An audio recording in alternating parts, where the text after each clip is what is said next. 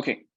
Hello, everybody, and welcome to the second part of our two-part training session series that WMUN is uploading to YouTube, so you guys can have access to it whenever you need for any kind of conference. This training session and the one before it are up to date and should be relevant to any conference of WMUN's 5.0 or later. So between 6.0, 7.0, 8.0, whatever it may be. But this training session is about basically getting a hold of Discord and some tips on how you can become the best delegate. So in the last training session, I really strongly recommend that if you're watching through these training sessions, you go watch the other one first, because that basically tells you how to actually act in the conference. And this training session is telling you what to specifically do within Discord to make sure you can answer your PRI, set forward your motion, make sure you can basically digitally raise your hand and change your name and all of that stuff you need to know for the conference. But yeah, so starting us off, joining me today, actually, I have Taifa and Rowan, like I did on my last training session. Say hi, guys. Hello. Hi. Okay, so starting us off is going to be Taifa. Hi, everyone. My name is Taifa Ibrahim, and I'm going to teach you a few things about Discord and our conference. First of all, where will the conference be held? All our conferences are held on Discord, but our opening and closing ceremonies will be on Google Meets. How will you be using Discord? We've put different servers for each committee. So before the conference, we'll just send you each a link to whatever committee you've been accepted to, and you'll just be able to join that and the main hub. What to do when you're in? Once you're in, just make sure you change your nickname to your delegation, and Rowan will further discuss that with you guys. And okay. Okay, some rules you should keep in mind when attending our conference to Discord. Delegates will be granted permission to speak, so you should just speak when you're not allowed to. We further discussed this procedure-wise in the past training session, so if you haven't watched that, go watch that first. But this is just to get you through Discord. A roll call will be created by your chairs for each committee session. That's just for taking attendance or just taking your votes. Delegates' requests for follow-up will be entertained considering times and schedules. So if your point of information or your follow-ups are not entertained by the chairs, just know that they're only doing that to maintain the best type of debate we could. Make sure you mute your microphone at all times until you're giving permission to speak, just so that we don't disturb the flow of the debate and we're not hearing any background noises. Your points, votes, and amendments should be typed in the text channels. Again, Rowan will be further discussing that and showing you guys on the screen. But yeah, that last point is actually important. Like, for example, if it's a point, make sure you type it in the points channel. If it's just a general something, whatever you want to type, keep it in general. Like, it's nice to keep things organized. Otherwise, things can get pretty messy. Just generally don't speak when you're not allowed to. Yeah, but try to do it as much as possible if that makes sense. But now, yeah, Rowan's going to be taking us on how to specifically use the Discord, how to join step by step. Hopefully, this is clear enough. All right, let's get started. Let's go. So first of all, now, if you're not familiar with Discord, that's completely fine. I mean, it even took me some time to get familiar with how Discord works, but it's very easy.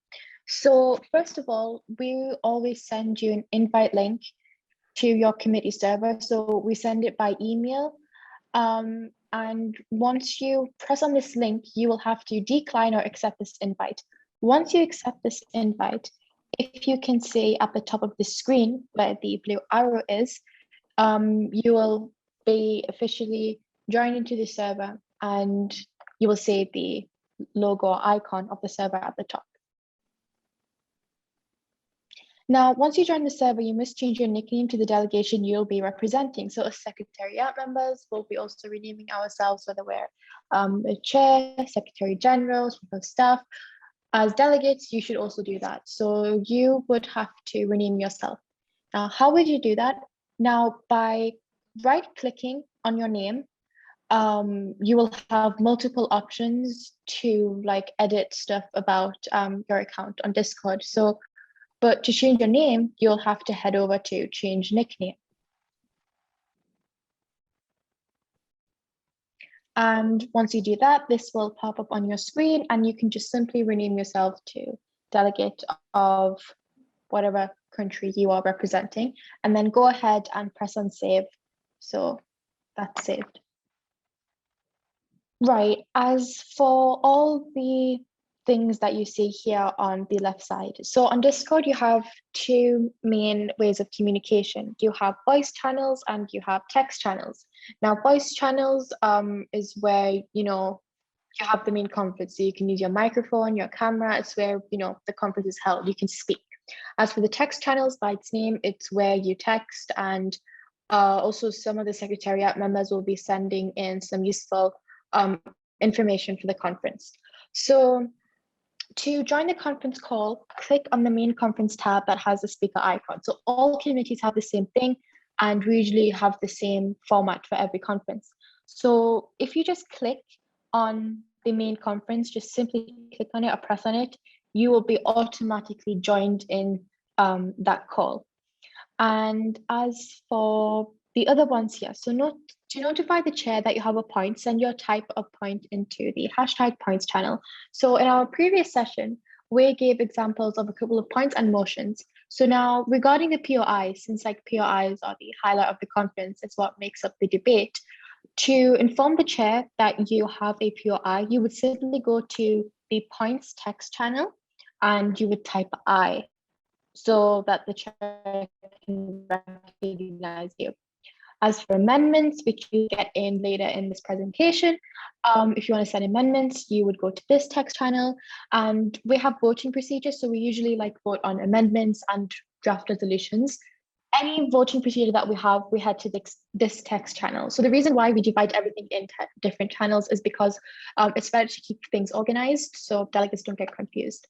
And finally, we also have breaks and informal chats. So this is where we usually put the gossip box link or the informal awards to chat with other delegates and chairs.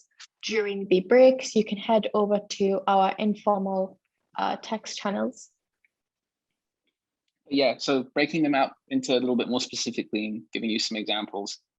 Here you go. Yeah, thank you. So now in the informal, there's a general and there's a break, right? So in the first one, which is general, different announcements will be sent. So sometimes the secretariat members will notify you all, oh, the break has started, or you need to come back to the committee call, or this is going to happen, the closing ceremony is now, the opening ceremony is now. So different announcement throughout the conference day will be sent here. And now in the general text channel, refrain from sending any crosstalk. Instead, you can do this on the break text channel. So basically what this means is that if you want to talk, chat, just use the informal channel, which is the break. But for the general text channel, just try to keep that for simple announcements if you want to get an important point out there. But for crosstalk and chats, do use the hashtag break text channel. And as for the points, as I mentioned, the chair will recognize your point and you will be given the right to speak after you notify the chair that you want to speak. And a side note, if your mic is not working, you can type your whole point in the chat. Now, typing your whole point in the chat, that is fine. It is very time consuming. This is why we highly encourage you to check that your mic, that your audio system is working perfectly fine before the conference. If not, everyone has connection issues, that's fine. This channel is here for you to type your point here in the chat, so everyone has an opportunity to participate in the debate. Now, an example of how you can notify the chair that you have a POI, just simply type POI in the chat, and the chair will actually say, all right, delegates, the delegate has opened themselves to any and all parts of information. If there are any in the house, type POI now. So the chair will actually direct you and tell you what to type and do during the conference. Yeah, thank you for making that point, Rowan. You don't need to know oh my God, wait, when do I have to know when to type POI? The chair will tell you exactly, okay, now. And they're usually pretty strict about it as well. If you're a few seconds early and you start typing to get in there early, they might see that as cheap and they might not call on you. They'll usually put a dotted line in that text channel and they go, everyone below the dotted line, if you want a POI, type it now. And then usually a bunch of people will pile in with POIs, but that's where you type it. That's what we mentioned in the previous training session, and this is how it looks in Discord. Yeah, and finally, so here we have an example of an addition amendment to the resolution. So as I mentioned, we will be getting into amendments later on in this presentation, in this training session. But if you have any amendments, just head over to the amendments and type your full amendment there. So you'll type what your amendment is and any further details regarding your amendment. And don't forget that whatever, like for every amendment that you put in this text channel, you will be given the opportunity to speak on behalf of your amendment. And other delegates will also have the opportunity to speak about that amendment as well. And finally, so this is an example of casting your vote for an amendment, motion, or a resolution. Now, so if once the chair says all those in favor, you could type aye. However, there is also another way that we do things with voting. So like the chair would type what we're voting on, and the really nice thing with Discord is that you can actually react to a message like with an emoji. So we do that, or you could do this. It's very easy, actually. Any method is fine as long as you're notifying the chair your stance on the situation.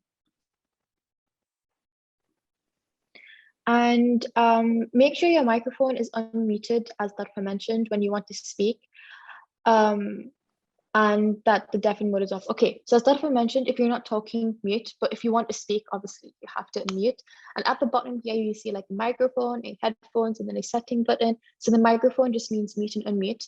The headphones means that if you click on it, that means like you're like deafening the whole thing that's going on. So you won't be able to speak or hear anything. And then if you just click on the settings, you can customize your account, your name, logo, profile. Yeah. So if you have any friends, guys, that are familiar with Discord and you're not, I'd really recommend you also ask them, like, and get familiar with like muting and unmuting yourself, knowing how deafen works, and like maybe changing your profile picture and renaming in any of the servers that they have. But I'd strongly recommend that you make sure you can hear things, and you can, and your friends, for example, that you're in a call testing with, can hear you as well. Because you don't want to join the conference. We've had this happen like probably too many times. People join, they're like, I can't hear anything. Like how? Like, okay. And then we'll get someone to usually like come and like see if they can do something with their settings. And we have people there to help you. But really make sure before you join the conference that your mic and your headset or whatever you're using to listen to, make sure they're working. But yeah, now I'm going to be talking about some tips on how to become the best delegate, which is usually the award that everyone goes for during the conference. Well, at WMUN, we also have something called a SecGems award, but we'll get to that later. Becoming the best delegate, it's always what you want, no matter which MUN conference you're going to, whether it be a WMUN one or I don't know, MUN one, whichever one it is. You want to know how to become the best delegate, because having these tips, it drastically improves your performance during the conference. So just going over, there's not only the best delegate award, you have a bunch. So the best delegate there's only one, it's best delegate. That should be pretty clear. That's basically just means you perform the best, like standalone, you're outstanding, well done.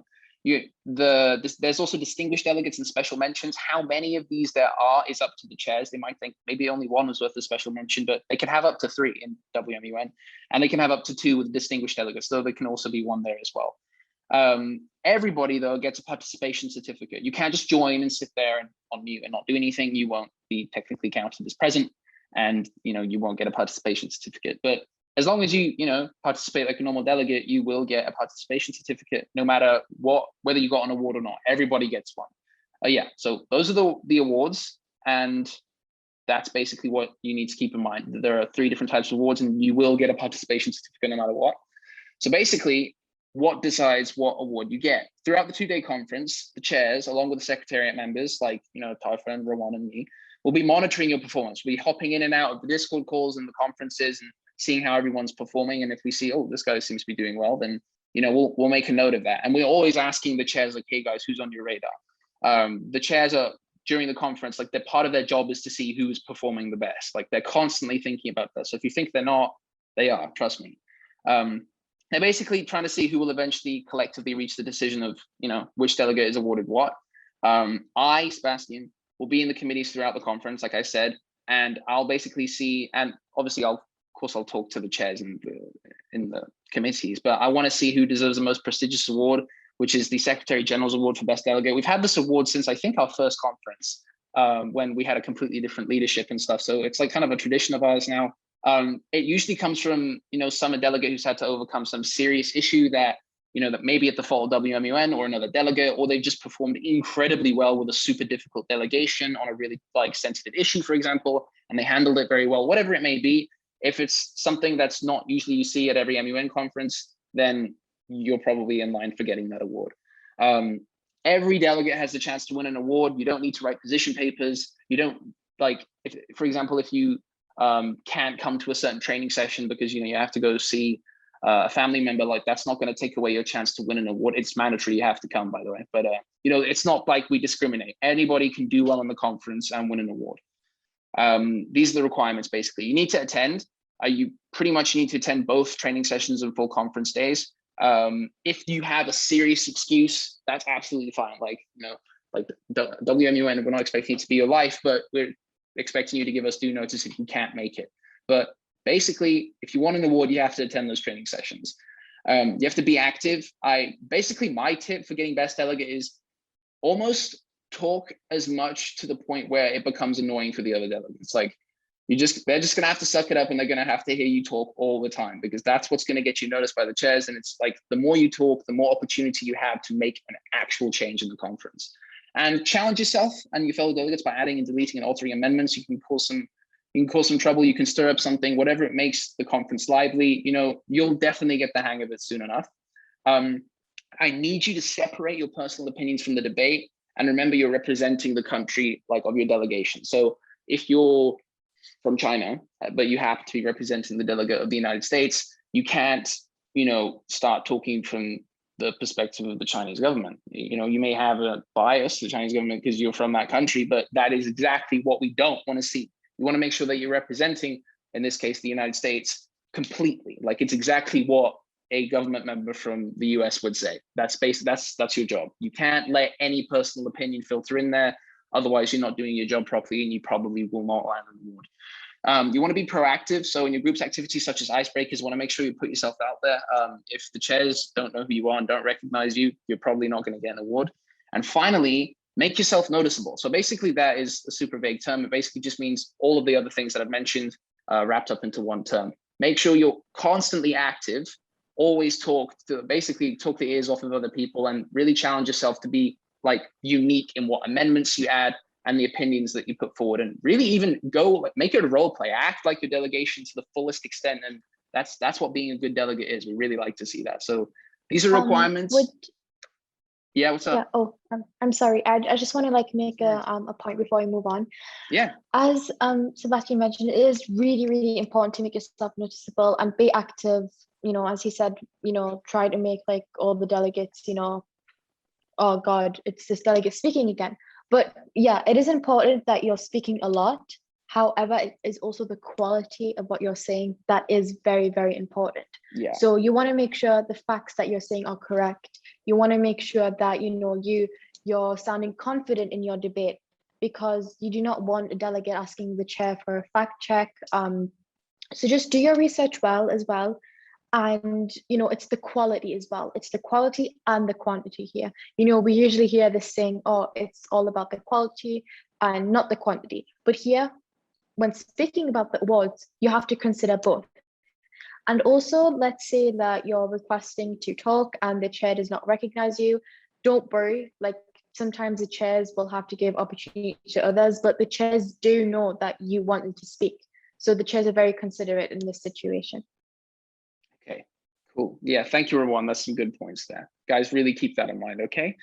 Tasha is now going to be quickly taking us through some good examples of how to basically, you want to be active, you want to make sure that you make good points of information and you make good speeches. Well, she's going to help you give an example of what a good point of information is for us. So take it away.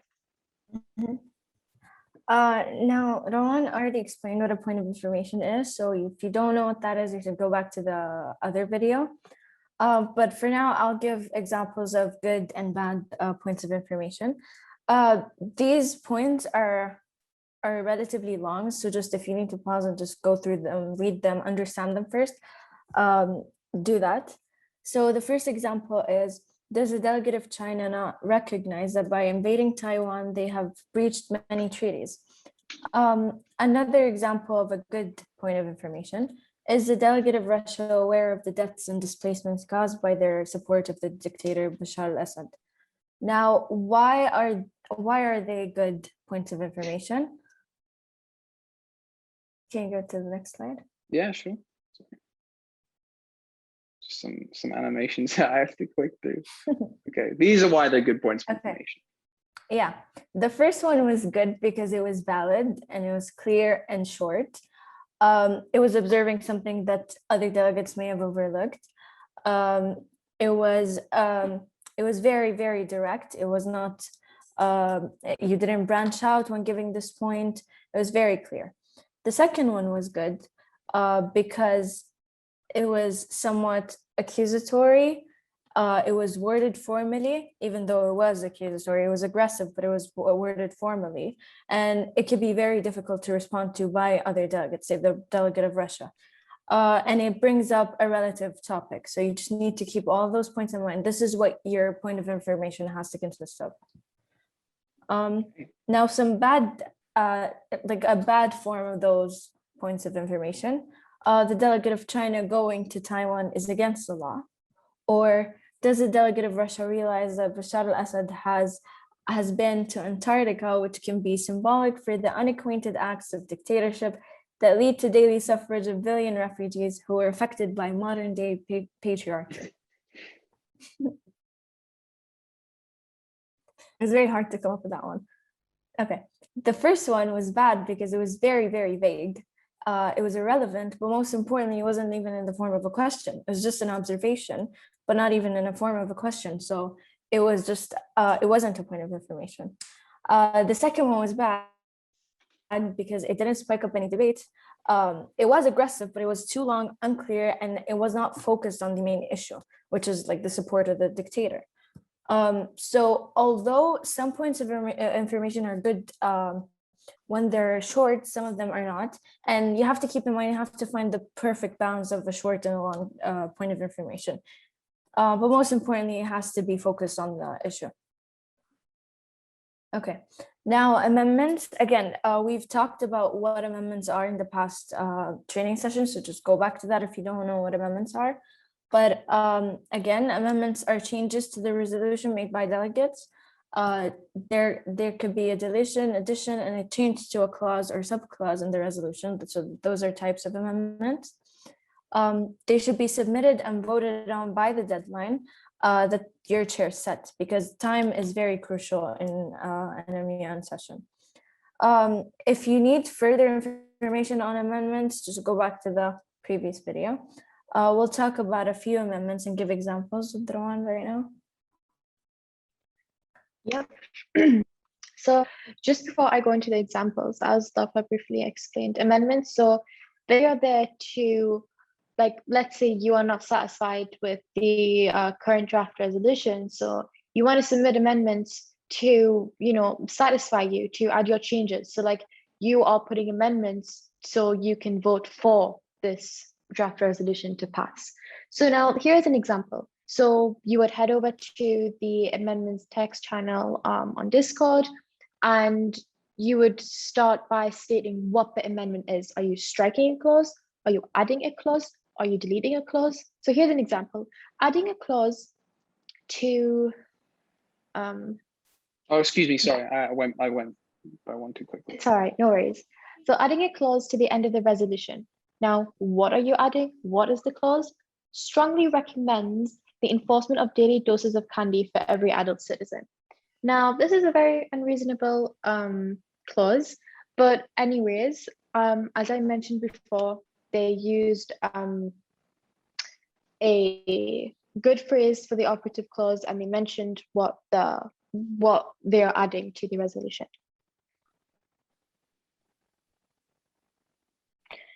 Now, so now you can change a clause, you can delete a clause, you can add a clause. In this case, this delegate is changing a clause. So they stated what they're doing, changing clause 1 to strongly recommends the enforcement of daily doses of candy for every adult citizen. 2, so this is their change, strongly condemns the enforcement of daily doses of candy to adult citizens. So it could be a simple change, it could be a big change, it could be whatever change you want. As for striking out clause 1, so basically here they're just stating what the clause is and saying that they want to strike this clause. Not much to it. Now, before I move on to do's and don'ts, I'm just going to quickly just summarize what you can do with amendments. So you can add, you can strike, you can delete. Just make sure that you tell the chairs what you're doing and further elaborate on what you're deleting, adding, striking. As for the do's and don'ts, so 1, you do be clear, creative, and proactive. Don't be vague, repetitive, or dull. Do use strong vocabulary.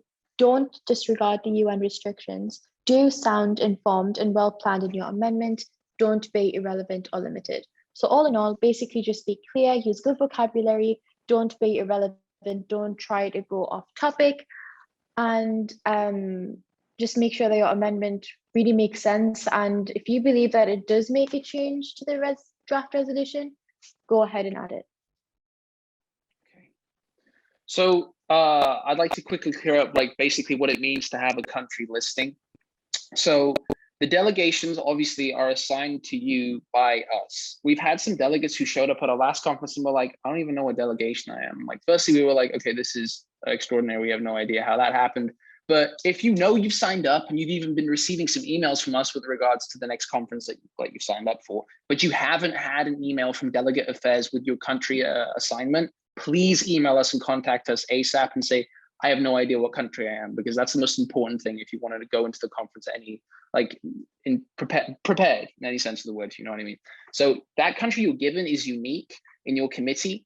It's not unique in the whole conference. For example, there are going to be more than one delegate of Italy. There's going to be a delegate of Italy in General Assembly. There's going to be a delegate of Italy in UNHCR, but it's only unique in that committee. For example, there's only going to be one delegate of Italy in UNHCR, which is the committee, right? There can't be two. And if there is more than one, either someone hasn't changed their name from a previous conference or there's been some kind of confusion and somebody's going to have to change. You can't swap with another delegate. So you can't go, yo, I really hate my country. You want to swap? You can't do that.